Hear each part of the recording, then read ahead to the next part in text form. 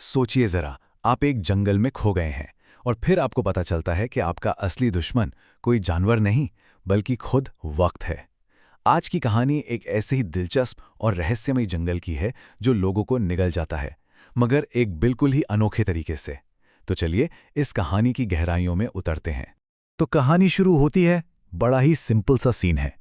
तीन लोग जो एक दूसरे को जानते तक नहीं, एक घने और एकदम सुनसान जंगल में फंसे हुए हैं।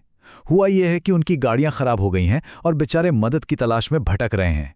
सुनने में तो ये सब बहुत नॉर्मल लगता है ना, लेकिन यहीं से तो कहानी शुरू होती है।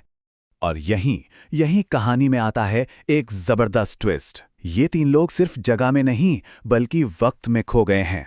कल्पना कीजिए, एक ही जगह, एक ही कैबिन, लेकिन तीनों लोग अलग अलग दशकों से आए हैं। तो सवाल उठता है कि आखिर ये लोग हैं कौन। चलिए एक एक करके इन तीनों से मिलते हैं और देखते हैं कि ये इस अजीबोगरीब जंगल में फंसे कैसे। तो सबसे पहले है समांथा। साल है 1964 और वो प्रेग्नेंट है, अपने पति का इंतजार कर रही है। फिर आती है जोडी। टाइमलाइन है 1984। वो एक ग्रोसरी स्टोर लूट कर भाग रही होती है और अचानक बूम इस जंगल में पहुंच जाती है। और हमारा तीसरा किरदार है टॉम, जो 2011 से है।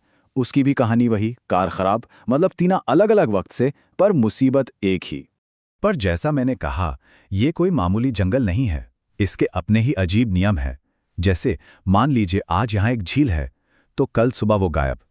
और सबसे अजीब बात, आप सीधा चलते जाओ और घूम फिरकर वापस उसी कैबिन के सामने आ जाओगे। मतलब ये जंगल एक तरह की भूल भुलैया है, एक जाल है जिससे निकलना नामुमकिन है। अब धीरे धीरे जब ये तीनों एक दूसरे से बात करते हैं तो उन्हें एहसास होता है कि यार कुछ तो बहुत ज़्यादा गड़बड़ है और बहुत जल्द उन्हें कुछ ऐसा मिलने वाला है जो उनके होश उड़ा देगा। तो जंगल में भटकते भटकते उन्हें एक पुराना बंकर मिलता है। और ये कोई ऐसा वैसा बंकर नहीं, ये एक जर्मन मिलिट्री बंकर है, वर्ल्ड वॉर 2 के ज़माने का। इस खोज से मिस्ट्री और भी गहरी हो जाती है और सवाल और भी ज़्यादा। और पता है कहानी का सबसे बड़ा राज कैसे खुलता है? एक बहुत ही छोटी सी बात से। पैसों को लेकर एक बहस। होता यह है कि जोडी अपने लूटे हुए पैसे दिखाती है। समांथा उन नोटों को देखकर कहती है, ये तो नकली हैं।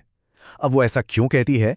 क्योंकि उन नोटों पर साल लिखा था 1984, जो समांथा के लिए तो फ्यूचर था। और बस यहीं से एक बहुत बड़ा सवाल खड़ा हो जाता है। और जो जवाब मिलता है वो सब कुछ बदल कर रख देता है।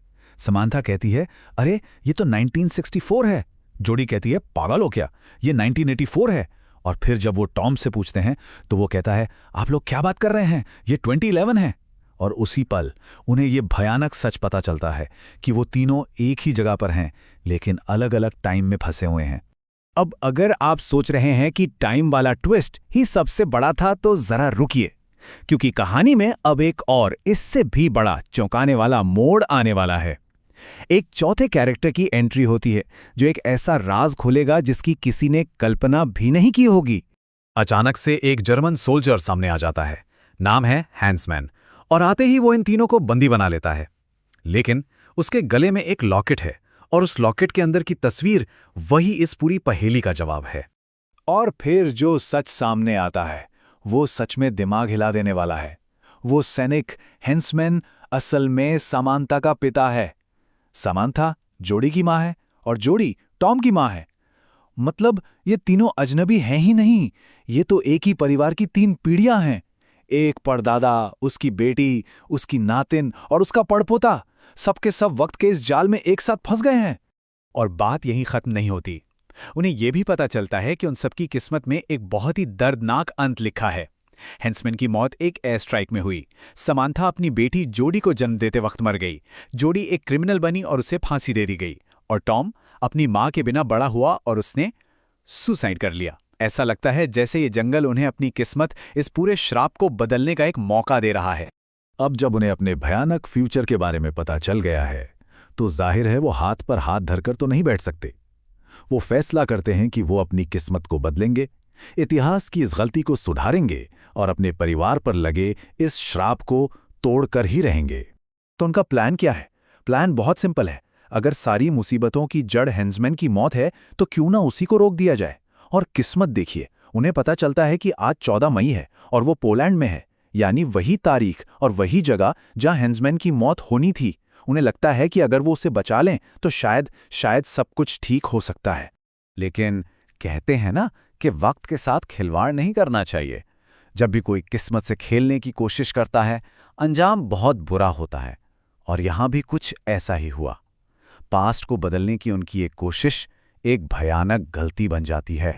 वो लोग हेंड्समैन को समझाने की कोशिश करते हैं कि एक हवाई हमला होने वाला है, पर जाहिर है वो उनकी बात पर यकीन नहीं करता। इसी छीना झपटी और बहस में हेंड्समैन की बंदूक से गलती से एक गोली चल जाती है, और वो गोली सीधा जोड़ी को जा लगती है। और जैसे ही जोड़ी दम तोड़ती है, एक और भयानक चीज होती है। टॉम का शरीर हवा में घुलने लगता है। वो धीरे धीरे गायब हो रहा है। क्यों? क्योंकि अगर उसकी माँ पास्ट में ही मर गई तो वो फ्यूचर में पैदा कैसे हो सकता है? ये एक दिल दहला देने वाला पैराडॉक्स है। तो बस उनके एक एक्शन ने टाइमलाइन को हमेशा के लिए बदल दिया। जोडी और टॉम अब अस्तित्व में ही नहीं है। जंगल में अब सिर्फ सामंथा और उसका पिता हैंड्समैन बचे हैं। तो सवाल यह है कि उनकी बनाई हुई ये नई दुनिया, ये नई हकीकत आखिर दिखती कैसी है? इस नई रियलिटी में हैंड्समैन उस हवाई हमले से बच जाता है। वो घर वापस आता है। इसका मतलब सामंथा भी बच्चे को जन्म देते वक्त नहीं मरती, और क्योंकि सामंथा जिंदा रहती है तो जोड़ी की परवरिश बहुत अच्छे से होती है। वो एक अमीर, पढ़ी लिखी और कामयाब औरत बनती है। लेकिन इस बेहतर भविष्य की एक बहुत बड़ी कीमत चुकानी पड़ी। टॉम का वजूद ही मिट गया, क्योंकि इस नई टाइमलाइन में जोड़ी की शादी टॉम के पिता से कभी होती ही नहीं है।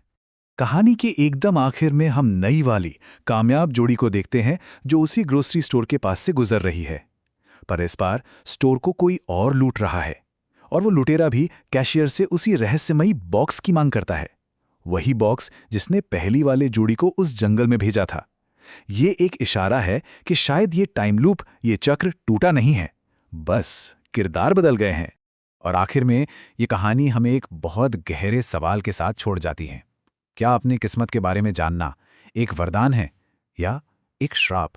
और अगर कभी हमें अपनी किस्मत बदलने का मौका मिले तो क्या हमें वो मौका लेना चाहिए, ये जानते हुए भी कि उसकी कीमत कुछ भी हो सकती है? ये एक ऐसा सवाल है जिसका जवाब शायद किसी के पास नहीं है।